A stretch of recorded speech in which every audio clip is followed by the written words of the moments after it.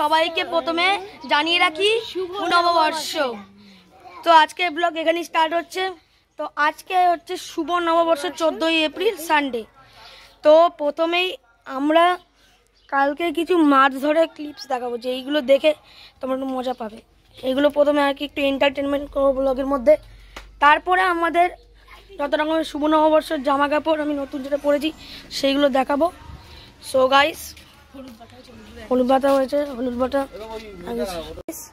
তোমাদের ক্লিপসগুলো দেখে কেমন লাগলো বলো।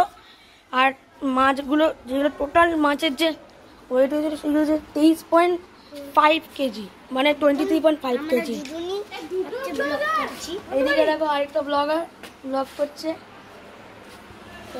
আর ওইদিকে আমি এখানে দেখি এখানে রান্নার প্রিপারেশন কি কি হচ্ছে। একটু জিজ্ঞাসা করবো।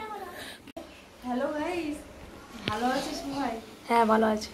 আর এখন আজকে রান্না হবে, টক ডাল হবে, আলু ভাজা হবে, ইঁচু ভাজা হবে, শাক ভাজা হবে, চাটনি হবে, মাংস হবে। বাহ, খুব ভালো। আর চিংড়ি মাছের মালাইকারি হবে। বাহ, খুব সুন্দর। সো গাইস, তোমরা শুনতেই পেলে, যেমন কি জানো তোমরা যে এইসব হবে। তো গাইস, পরের ইয়েতে চান করার পর একবারে দেখা হচ্ছে। সো দেখো গাইস, এখানে চলে এসেছি আবার নতুন জামা পরে। এই দেখো, এটা হচ্ছে আমার নতুন জামা, নতুন pant, and I am here. হ্যাঁ, প্যান্টটা তো দেখাবো। সো আমার এখানে দিদি, আমরা এখন খাবো মাটন। মাটন নববর্ষের দিন মাটন গাইস। তো খেয়ে কিরম লাগছে সেটা তোমাদেরকে বলবো, আর তারপরে আমাদের নববর্ষের ব্লগ শেষ হয়ে যাবে। আর সবাইকে শুভ নববর্ষ আবারও। আর সবার কাছ থেকে রিভিউ নেব, কিরম খেতে লেগেছে। এই ময়ে ময়ে করছে।